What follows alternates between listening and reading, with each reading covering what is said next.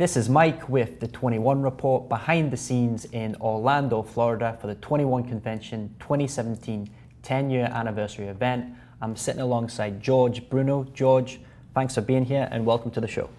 Pleasure. So George, you just got off stage and you spoke about the true face of modern masculinity. Before we dive into some questions I've got written down, could you give everyone a brief overview of your talk and why you chose to talk about this idea of the modern face of masculinity? Yeah, everybody's different. Every man is different, and every man can be masculine no matter what his features are, if he is considered classic handsome or if he doesn't consider himself handsome at all. Every guy, depending on how he cares for his skin and his hairstyle, can exude masculinity, which is important for a man to do, and it distinguishes him from everyone else, and it has a big effect on his success in life as well, because men that are masculine tend to do better in business. They tend to make more money. Awesome. So what are some of the mistakes you see guys making when it comes to not only haircuts, but facial hair and also skincare? I think it's their choice of stylist or barber that they go to. They need to think a little more, do a little more research and do more homework. What I find is there's so many what I would call one-size-fits-all types of barbers and stylists out there. And you need to find someone who works best with your hairstyle, doesn't work in an assembly line fashion, doesn't do 2 on the side and 4 on top type haircuts. Haircuts are based upon many factors and not just a clipper blade. They're based upon face shape, length of neck, how tall the person is, what they do for a living, how much time are they willing to commit to styling that hairstyle and that beard, and also how committed are they to learning how to use the proper product. So you mentioned finding a good barber. Are there any specific questions that you'd recommend men can ask their barber to determine if it's the right barber for them? First thing would be appointment or walk-in. That's the first question. Yeah. I tend to find that those who take appointments, this is just my experience, because I've sat in over 260 barbers and stylist chairs in my lifetime. I go to a different person almost every time. So I've probably experienced more stylists and barbers than anyone that I know. And I've seen good and bad. And the reason why I do it, people say, are you willing to risk a bad haircut? I'm like, yeah, it's hair, it'll grow back. It's not like I'm asking them to, take off a hand or an arm, which won't grow back. And I find that those who take appointments tend to spend a little more time with their clientele, and I tend, for most, let's say for Caucasian hair, straight hair, I find that those that are more skilled with scissors create, I think, nicer, softer haircuts that lay nicely and they grow in beautifully. Whereas ethnic hair, tight, kinky, curly hair is best cut with clippers and not necessarily the assembly line types of barbers where it's just one after another all day. I still completely recommend finding an appointment person. I think that's important. So in terms of growing a beard, if someone wants to grow a beard, what would the one piece of advice you'd give them starting out? 2 things. When in doubt, grow it out. That's just let it rip. You can't trim your way to a long beard. Long beard means just let it go. So if my goal, I always ask people, what is their beard goal? If their beard goal is, I want to grow ZZ top, I want to grow big, long, giant beard, then I say, okay, then don't touch it for 6 months.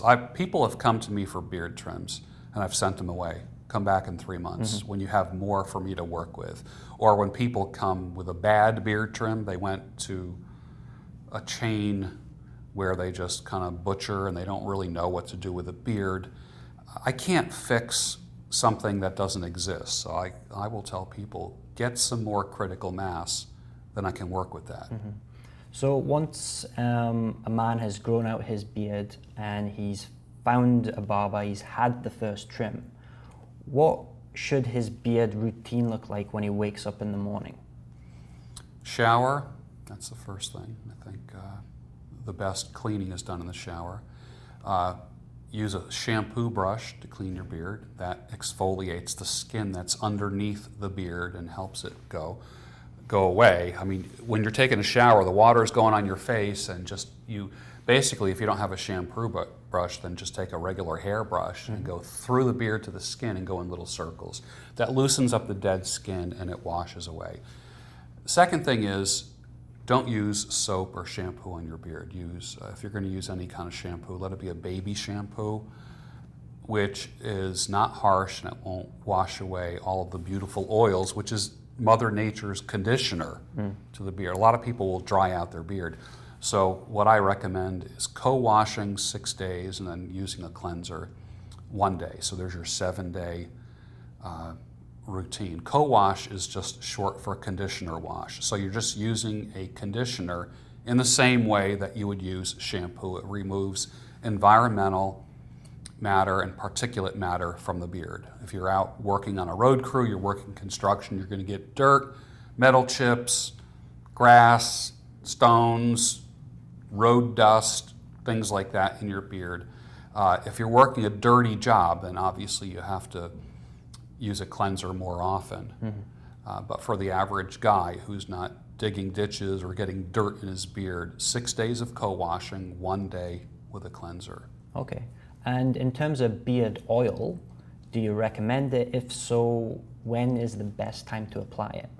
Right after the shower, right after you towel dry, what I like to do is, hair is like cigars. Hair is like a cigar. A cigar is best at 70% humidity and 70 degrees. Humidors are optimized at 70 degrees and 70% humidity. Hair is the same way. If you take a cigar, a dry cigar, and squeeze it, it'll go crunch and not bounce back. A good, properly humidified cigar is spongy. It kind of bounces back after you squeeze it. Hair is the same way. Hair is exactly like cigars. 70 degrees and 70% humidity is the perfect environment, but we don't live in a perfect environment. So what happens is when you are in the shower, your hair on your head and the hair on your face absorbs water. When you come out of the shower, the moisture content is about 90% in your beard. It absorbed moisture while you were in the shower. Towel dry, then put in your beard oil. What that does is it coats the hair while it's at 90% moisture, and it doesn't allow it to escape. A moisturized beard is a softer beard. So that's the power of beard oil, and put it all through, just everywhere. And then I tell people, go get dressed, come back in front of the mirror, put the beard balm in to shape the beard and protect it. So let's paint a picture here. Let's say you're stranded on a desert island and you're allowed to, you want to look good on this island. You're allowed to bring one tool, like a hairbrush or something like that, and one kind of product. What would you pick and why? I would pick a boar bristle brush, which is natural bristles. They help spread the oil, and that leads me to my second thing, beard oil. Beard oil, awesome. Yeah. So George, this was your first time speaking at the 21 convention. Yes. How has your experience been so far compared to maybe other events you've been to in the past? Yeah, I've been to a lot of events, and I've spoken in front of many conventions and conferences and over the decades.